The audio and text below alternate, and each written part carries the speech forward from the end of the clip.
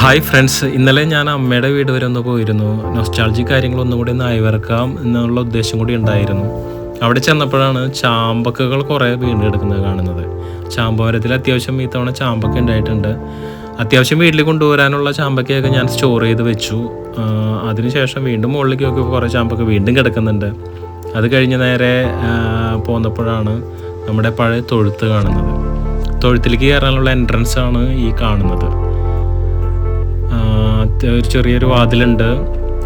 തൊഴുത്തിൻ്റെ side കെട്ടിയിരിക്കുന്നത് പഴയ ചെങ്കല്ല് കൊണ്ടാണ് തൊഴുത്തിൻ്റെ side കെട്ടിയിരിക്കുന്നത്. ഇത് ചാണകം ഇടാനുള്ള അറയാണ് കാണുന്നത് കേട്ടോ. അത്യാവശ്യം സ്റ്റോർ ചെയ്യാനുള്ള സ്പേസ് ഒക്കെ ഉണ്ട് അവിടെ. അത് കഴിഞ്ഞ് നമ്മൾ നേരെ ഫ്രണ്ടിലേക്കാണ് വരുന്നത്. പുൽത്തൊട്ടിയാണ് കാണുന്നത്, പുല്ലിട്ട് കൊടുക്കാനുള്ള തൊട്ടിയാണ് കാണുന്നത്.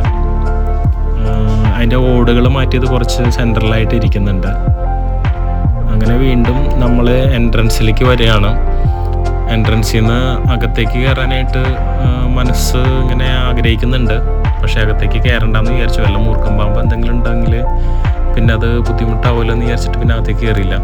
ഇതും ചാണകം ഇടാനുള്ളൊരു സ്പേസാണ്. അതിൻ്റെ അപ്പുറത്ത് ഗോമൂത്രം ഇടാനുള്ളൊരു ചെറിയൊരു അറയ കൂടി ഉണ്ട് കേട്ടോ. അങ്ങനെ നമ്മൾ തൊഴുത്തൊക്കെ കണ്ടു കഴിഞ്ഞ്, കാരണം തൊഴുത്തിൻ്റെ അവിടെ വരുമ്പോൾ അച്ചാച്ചനെ നന്നായിട്ട് മിസ് ചെയ്യുന്നുണ്ട്. അച്ചാച്ചൻ പശുക്കളെ അഴിച്ചു കെട്ടുന്നതും വെള്ളം കൊടുക്കുന്നതൊക്കെ മനസ്സിൽ കൂടി ഇങ്ങനെ പോയി. അത് കഴിഞ്ഞിട്ട് വീണ്ടും വന്നപ്പോൾ ഒരു ചെറിയ ഷെഡ് പോലെ കാണുന്നുണ്ട്. ഇത് നമ്മളുടെ പഴയ വീടിൻ്റെ ഒരു ചെറിയ പോർഷനാണ്. അവിടെയാണ് ഈ മോട്ടറിൻ്റെ സ്വിച്ച് ബോർഡും കാര്യങ്ങളൊക്കെ സെറ്റ് ചെയ്ത് വെച്ചിരിക്കുന്നത്. ഇതാണ് നമ്മുടെ കിണർ കേട്ടോ. ഈ കിണറിൽ നിന്ന് കപ്പി ഉപയോഗിച്ചിട്ടാണ് നമ്മൾ ആ സമയങ്ങളിൽ വെള്ളം കോരിയിരുന്നത്.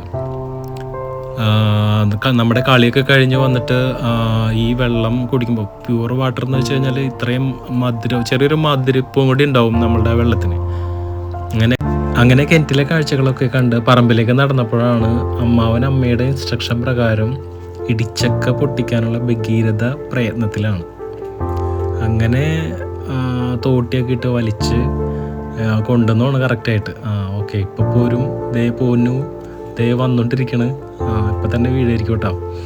എന്തായാലും നമുക്ക് നോക്കാം എത്രത്തോളം. അതേ വന്നു, എൻ്റെ മുന്നിലേക്ക് തന്നെയാണ് സംഭവം വന്ന് വീണത്. അങ്ങനെ 2-3 ഇടിച്ചൊക്കെ കിട്ടി.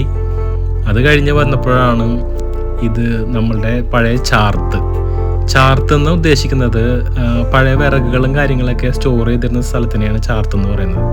അവിടെയും ഒരു സ്വിച്ച് ബോർഡ് ഉണ്ട്. അത് വളരെ പഴയുള്ള സ്വിച്ച് ബോർഡാണ് കേട്ടോ. ചാർത്തിലെ കാഴ്ചകളൊക്കെ കണ്ട് നേരെ റോഡിലേക്ക് വന്നപ്പോഴാണ് അവിടെ പഴയ കട കണ്ണിൽപ്പെട്ടത്. ഈ പഴയ കടയെക്കുറിച്ചിട്ടുള്ള ഓർമ്മ എന്ന് പറയുന്നത് കടയിൽ കച്ചവടം വിറ്റിട്ടുള്ള ഓർമ്മയൊന്നുമല്ല മനസ്സിലേക്ക് ഓടി വന്നത്. അതിൻ്റെ ഉത്തരത്തിൽ ഓരോ മരപ്പട്ടിയും ഫാമിലിയും താമസിച്ചിരുന്നു. ഭയങ്കര ഒച്ചപ്പാടും സംഭവമൊക്കെ ആയിരുന്നു. അങ്ങനെ അതിനെ ഐറ്റങ്ങൾ ഒഴിവാക്കാനായിട്ട് ഫോറസ്റ്റുകാരെ വിളിച്ചതും ഫോറസ്റ്റുകാർ വന്നിട്ട് അതിനെ കളക്ട് ചെയ്തുകൊണ്ട് പോയതൊക്കെയാണ് മനസ്സിലേക്ക് ഓർമ്മ വന്നത്.